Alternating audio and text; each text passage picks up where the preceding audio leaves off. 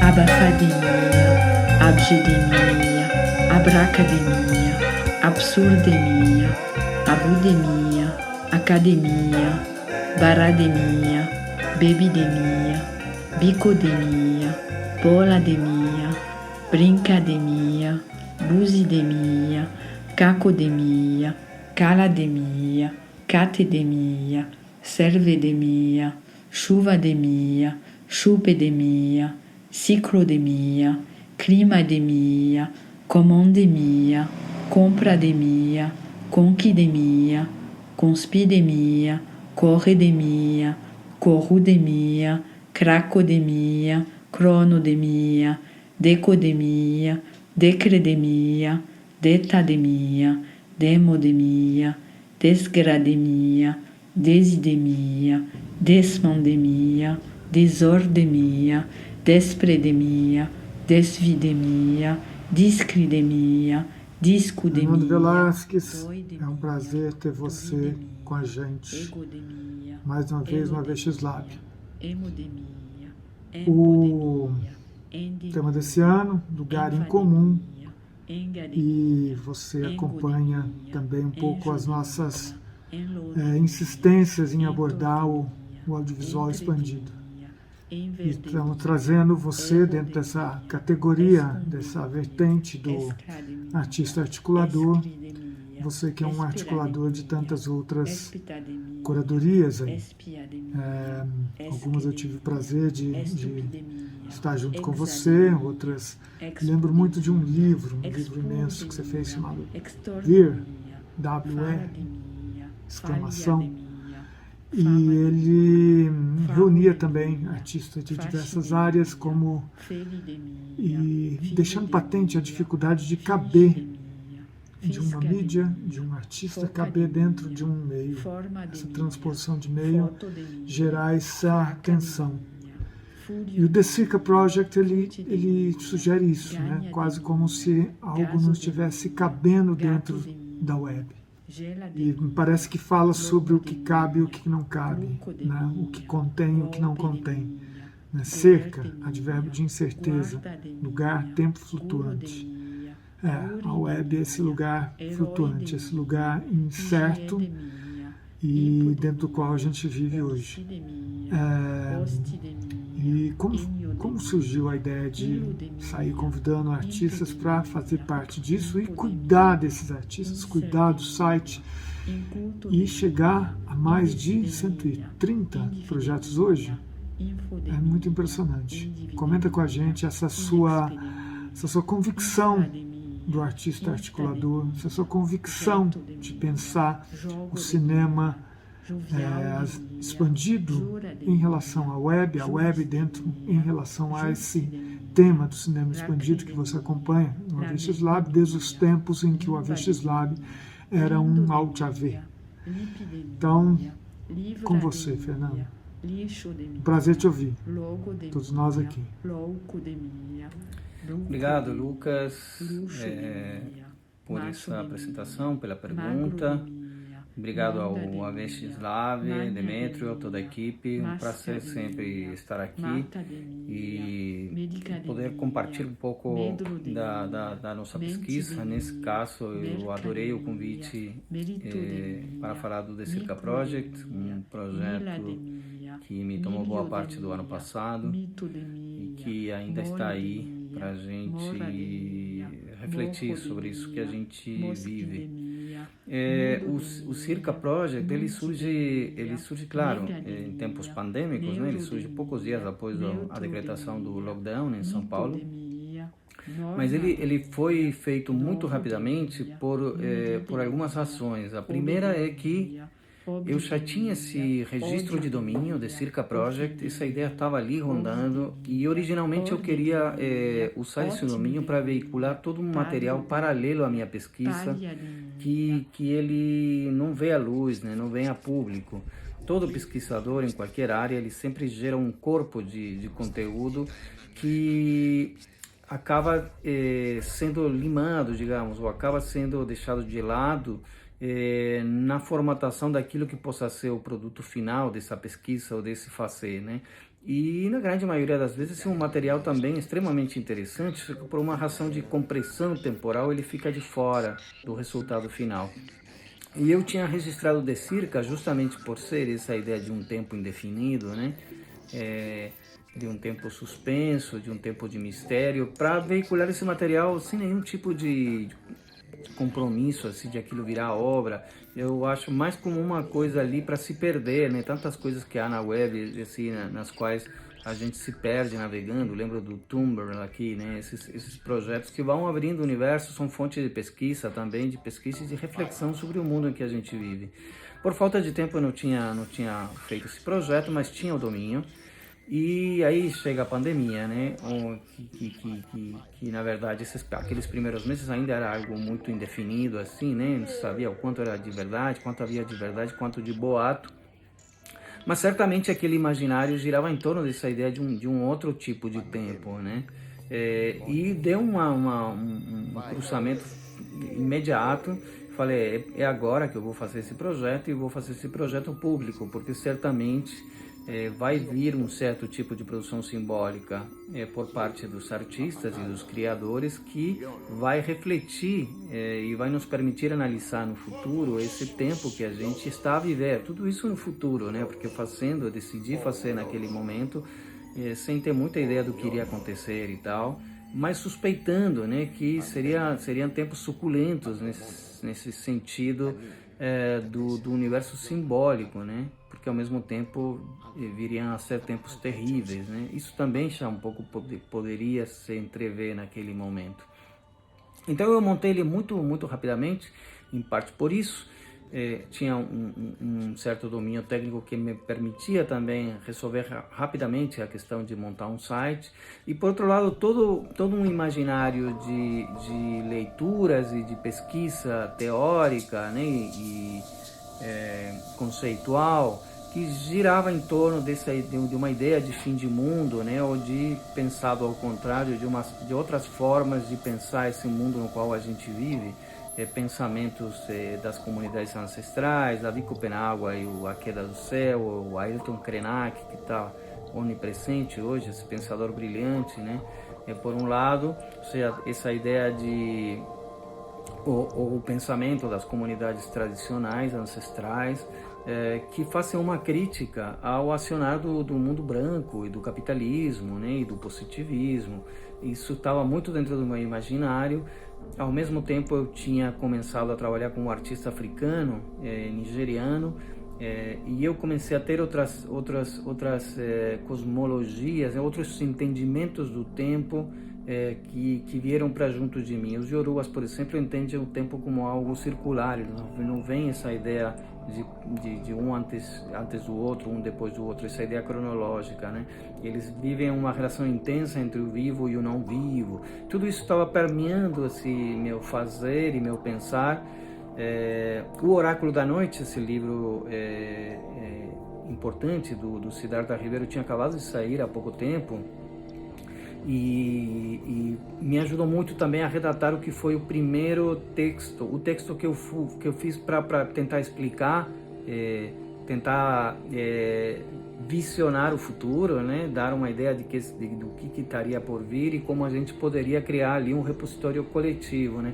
O livro do Siddhartha, ele por lidar com sonhos desde uma perspectiva científica, ele foi um alimento importante também, porque ele vai tanto desde a importância na mística do ser humano, né, como surgem as religiões a partir de um primeiro sapiens que, ao sonhar, enxerga uma pessoa que havia morrido, então existe um outro lugar ali onde essa pessoa está, e depois passa a analisar isso desde um ponto de vista mais darwinista, e qual é a função dos sonhos, né, no cotidiano, para que a biologia nos forneceu essa ferramenta, e sonhar certamente ia ser uma coisa fundamental nesse tempo que se nos vinha em cima, essa queda do tempo, né, a queda do tempo enquanto céu, enquanto horizonte, e isso me ajudou a juntar rapidamente, assim, na necessidade, assim, da pressa de não perder nenhum dia desse evento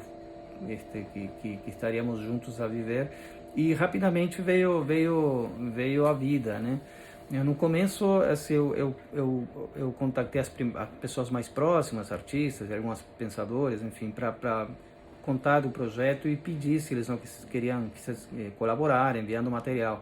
E depois comecei a utilizar as redes, algumas listas de discussão que eu participo, como a Spectre, a Yasmin, e começou a chegar material, muito material. Hoje, de fato, são 130, 140, entre pessoas que mandaram vídeo, texto, imagem, só áudio, livros para ler, séries para ver. A ideia era criar um repositório bem aberto, bem amplo, né? Então, por um lado, isso.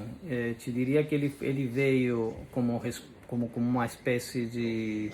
Não foi resposta, assim, mas como uma tentativa de documentar a produção simbólica que aconteceria no âmbito da pandemia. E depois você fala dessa ideia do artista articulador. Eu acho que sim, super se encaixa.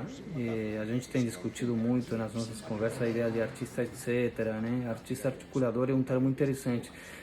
Eu acho que minha atuação, inclusive no campo da curadoria, ela parte muitas vezes desse viés que não busca defender uma tese, né, ou trazer um grande conceito, senão refletir de maneira coletiva sobre um determinado acontecimento histórico, tempo, coisas que nos tocam viver, né? Assim foi com o projeto que você mencionou, que queria pensar esse novo estatuto da imagem enquanto anotação, enquanto uma estrutura comunicacional própria, coisa que o meme hoje talvez ressuma muito bem, né? E outros projetos, assim, inclusive projetos pessoais, eu tenho alguns autorretratos que eu chamo de nós autorretrato, né? Porque refletindo um pouco sobre com o passar do tempo, né, sobre o que eu queria trazer naquela época, que era um conhecimento mais intuitivo, mas eu acho que agora, com o passo do tempo, fica um pouco mais claro. Eu acho que nesse momento em que nossas subjetividades elas estão muito moldadas por tecnologias externas, exógenas, há muito da nossa subjetividade individual que é compartilhada, porque se uniformizou, de certa forma, esse campo do simbólico, do subjetivo, e na hora de a gente ser a gente mesmo, a gente vê que no íntimo compartilhamos muitas coisas em comum com os outros que foram moldadas ou pautadas por essas tecnologias, né?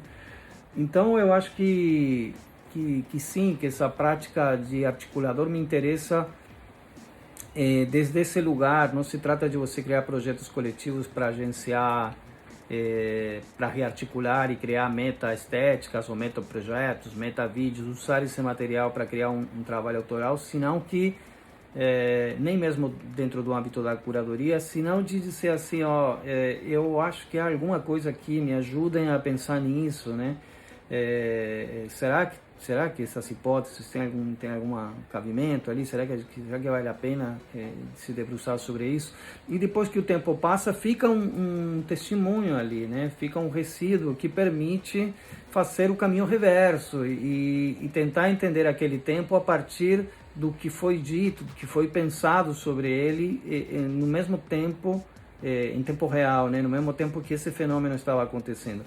E essa minha prática enquanto artista articulador, já me apropriando do termo, eu acho que tem a ver muito com isso. A outra coisa que você traz é a respeito do cinema expandido e de pensar a web como esse campo de cinema expandido, né? Eu tenho me pegado pensando, um pouco influenciado por essas leituras todas que eu tenho comentado e outras, né? Um livro que me pegou muito assim foi o Sapiens do Harari. Ele junta e resume, sintetiza brilhantemente uma quantidade de questões, e um dos ênfases que ele traz aí o quanto a nossa vida gira em torno da ficção, né? Essa capacidade que a gente tem de raciocinar e remoer os inputs que vêm de fora e criar histórias é central na existência do Sapiens, né? E eu me pego pensando nos dias de hoje, sobretudo a partir dessa passagem pandêmica, né, que exacerbou a presença da tecnologia no cotidiano e roteirizou justamente aí quando a gente pensa as redes sociais e o celular, que todo o tempo está nos enviando notificações, né, que são respostas a acionários nossos no mundo real, né? Você vai na padaria, ele sabe, ele diz, ele está com fome, e te manda uma publicidade de supermercado, etc. e tal. É uma forma nova de entender a vida, né? São dispositivos externos que o tempo inteiro estão criando um tipo de ficção dentro da gente e levando a gente, produzindo futuro para a gente, né? O futuro vem da máquina, né? E nesse sentido, o quanto a nossa cabeça não se transformou num grande cinema. Talvez a gente poderia dizer que o capitalismo conseguiu, mas essa proeza, transformar a vida num eterno filme, num cinema, né? E esse talvez seja o ápice, o suprassumo, o limite, talvez, de uma ideia de cinema expandido, entender a vida como um próprio cinema expandido. E, de certa forma, o que o The Circa Project faz, tenta ser como uma plataforma de suporte ou de recebimento desses cinemas pessoais, cinemas autorais, surgidos em tempo real, ou seja, em tempo real ou em tempo paralelo, contemporaneamente a esse tempo suspenso que nos toca viver, né? A gente deixou de fazer as nossas tarefas habituais ou foram transformadas violentamente, né? A gente imagina agora quem tem que dar aula, ele continua dando aula, mas num cenário absolutamente assimétrico e fora de padrão e muito provocador. Mas houve sim essa grande ruptura, né? Então isso certamente, eu imaginei que isso trairia junto uma produção simbólica muito particular, que seria legal documentar no tempo em que ela estava acontecendo, para posteriormente servir novamente como um alicerce de outro tipo de investigação e de proposição, né? Tentar analisar o tempo passado a partir de documentos que foram gerados sobre a influência dessa quebra, né? Dessa pausa, desse deslocamento, né? Que descola fortemente o real e o virtual, né? Há uma certa emancipação do real que toma força com a pandemia e que está diretamente ligada ao uso dos dispositivos técnicos, né? E a pergunta era o que virá desse cenário, como é que a gente vai reagir e sobretudo como é que isso, além de um testemunho, né, pode nos ajudar a enfrentar melhor isso que a gente está passando, né? A encontrar outras formas de ser e estar no mundo, talvez graças a essa pausa que integra de uma maneira mais interessante essas possibilidades qualitativas do tempo, né? Que nos ensinem a entender que se é legal estar no flow e na velocidade da tecnologia, também é legal estar em pausa, não fazer nada, deixar tempo livre. E eu acho que de certa maneira é isso que está se delineando ali após um ano e tanto de pandemia.